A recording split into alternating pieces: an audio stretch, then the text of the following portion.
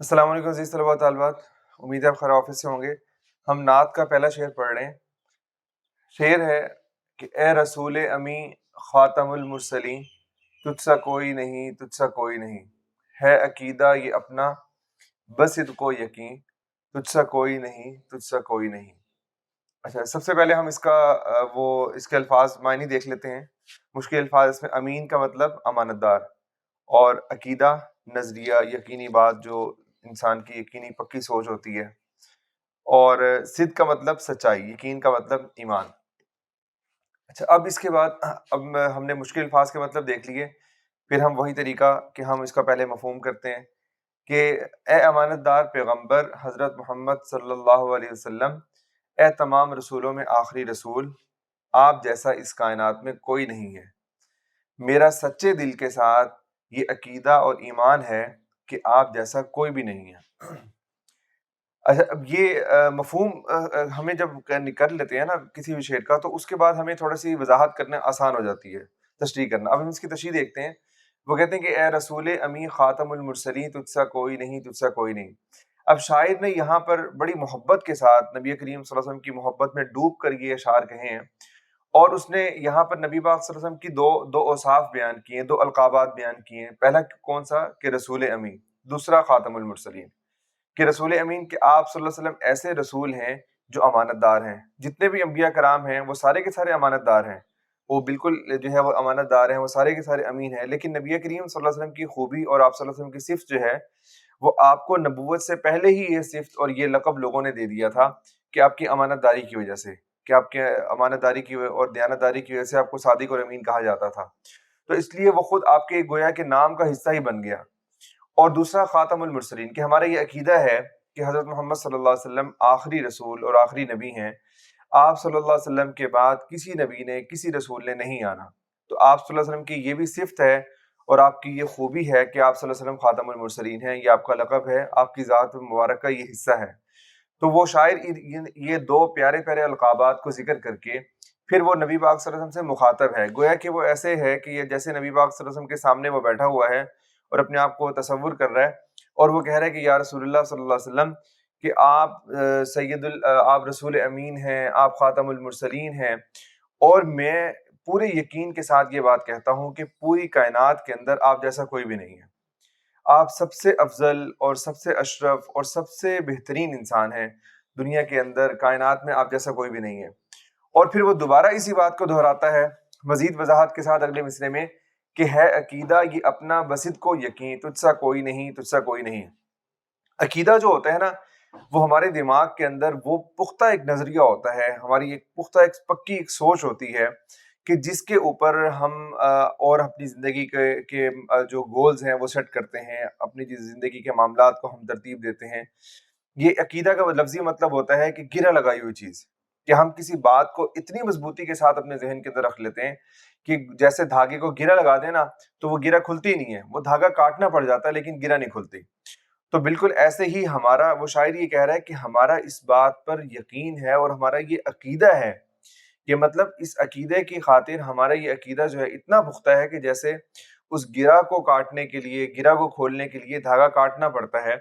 इसलिए अगर इसी तरह बिल्कुल हमारा अकीदा ये इतना पुख्ता है कि हमारी जान तो जा सकती है लेकिन ये अकीदा हमारा तब्दील नहीं हो सकता, कि है अकीदा ये अपना बस को यकीन, पूरी सच्चाई के साथ और पूरे यकीन के साथ, पूरे ईमान के साथ, पूरे यकीन के साथ वो कहता है कि मैं ये कहता हूँ, मेरे इस बात पर ईमान है कि तुझसा कोई नहीं, तुझसा कोई नहीं, कि नबी करीम सल्लल्लाहु अलैहि वसल्लम जैसा कोई भी नहीं है।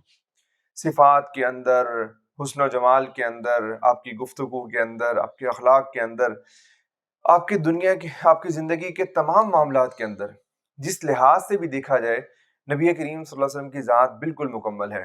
तो हम इसको यूँ भी कह सकते हैं कि शायर इस शेर के अंदर हमें अपना अकीदा बयान कर रहा है और बड़ी मोहब्बत के साथ हमें ये बात समझा रहा है कि हम सब ने ये अकीदा रखना है और हमारे ये ईमान का बुनियादी हिस्सा है। बिल्कुल इसी के ऊपर बुनियाद है।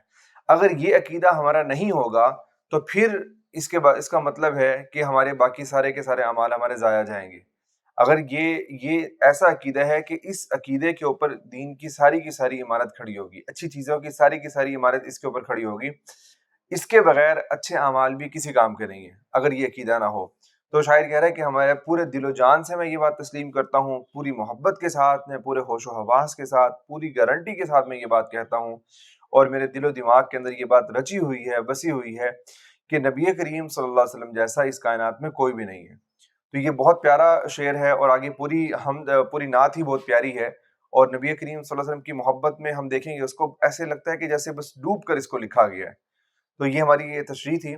تشریح کے اندر آپ نے کوئی رٹا نہیں لگانا، آپ نے بس یہ دیکھیں نا، ہم جس طرح ہم آپس میں بات کر رہے ہیں، اور یہ آپ کو میں نے سمجھایا کچھ باتیں، اور پھر یہ ہوتا ہے کہ میں نے ہم کے اندر بھی یہ بات کہی تھی پہلے آپ کو کہ شعر جو ہوتا ہے نا، اس کو سمجھنے کا انداز آپ کا مختلف ہو سکتا ہے، میرا مختلف ہو سکتا ہے.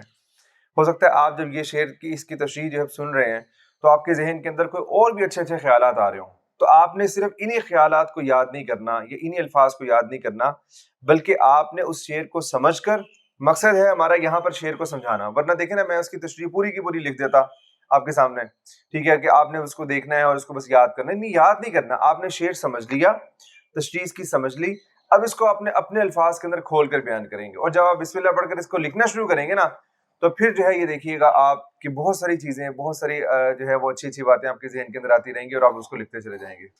یہ ہمارا دوسرا شعر ہے، اور یہ اس کو پہلے شعر پڑھتے ہیں.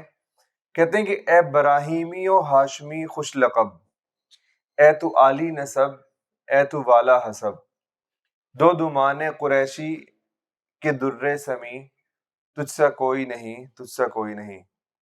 یہ شعر تھوڑا سا مشکل ہے، اس کا ہم پہلے مشکل الفاظ اس کے مشکل ہیں، اس کے ہم پہلے دیکھتے ہیں اس کے مشکل الفاظ کے معنی. خوش لقب کا مطلب کیا ہوتا ہے؟ اچھے لقب والا.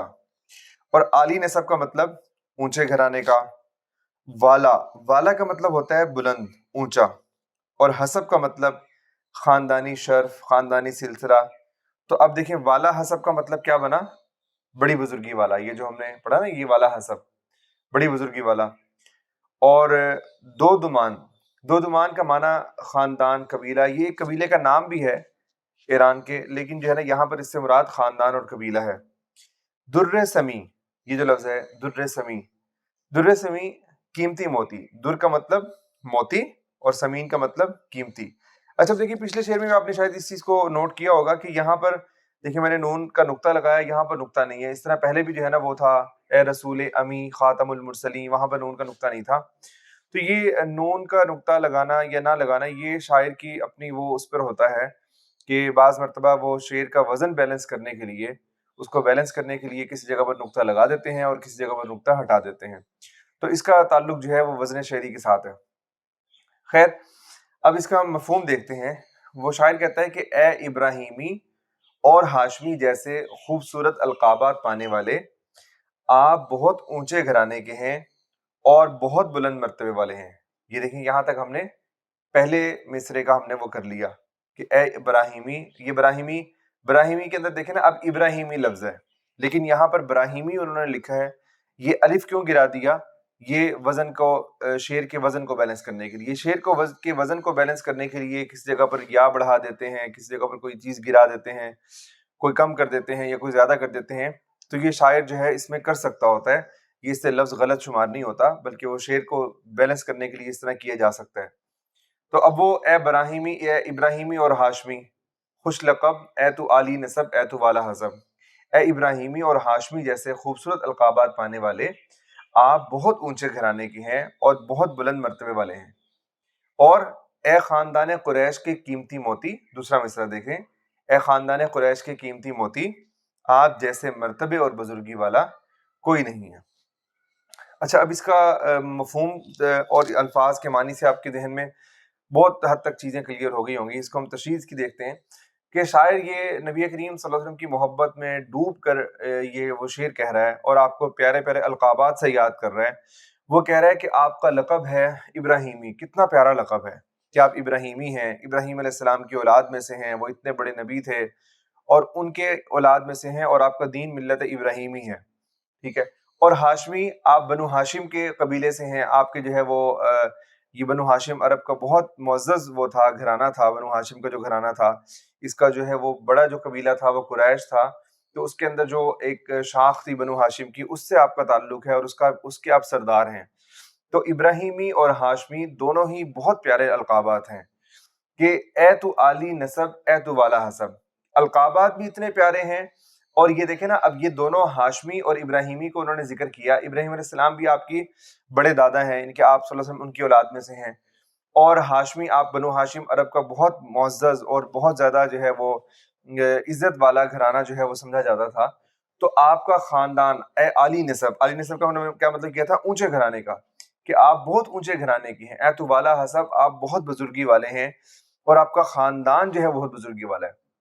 ہم اس میں یوں کہہ سکتے ہیں کہ شاعر اس شعر کے پہلے مصرے کے اندر نبی کریم صلی اللہ علیہ وسلم کی جو خاندانی جو مرتبہ تھا آپ کا، اور خاندانی فضیلت تھی اور خاندانی جو عزت تھی، اس کو بیان کر رہا ہے۔ وہ شاعر کہہ رہا ہے کہ ایسا نہیں ہے کہ نبی کریم صلی اللہ علیہ وسلم کی جو فضیلت ہے وہ اللہ تعالیٰ نے نبی بننے کے بعد آپ کو فضیلت عطا فرمائی، بلکہ آپ صلی اللہ علیہ وسلم کی پیدا ہوتے ہی آپ صلی اللہ علیہ وسلم کی فضیلت ہی فضیلت ہے، اور آپ صلی اللہ علیہ وسلم کی جو شان ہے وہ آپ کی جو روحانی جو شان ہے اللہ تعالیٰ نے آپ کو جو عطا فرمائی، اور آپ کو جو ہے نبوت والی شان عطا فرمائی، وہ تو ہے ہی، وہ تو اس کے تو کیا کہنے۔ لیکن وہ شاعر کہہ رہا ہے کہ نبی کریم صلی اللہ علیہ وسلم کا خاندان بھی بہت بہترین ہے، آپ کا جو سلسلہ نسب ہے وہ بھی بہت زبردست ہے، اور وہ دنیا کے سارے سلسلوں میں سب سے بہترین سلسلہ اور سب سے جو ہے بہترین گھرانہ وہ نبی کریم صلی اللہ علیہ وسلم کا گھرانہ ہے۔ اب دیکھیں نا، یہ ابراہیمی اور ہاشمی دونوں القابات یہاں پر انہوں نے ایسے بیان کیے، اور اسی کی مناسبت سے عالی نسب اور والا حسب بیان کیا کہ ابراہیمی اور ہاشمی، اس کا تعلق آپ کے خاندان کے ساتھ ہے نا، کہ خاندان آپ کا کون سا ہے؟ ابراہیمی ہے۔ خاندان آپ کا کون سا ہے؟ ہاشمی ہے۔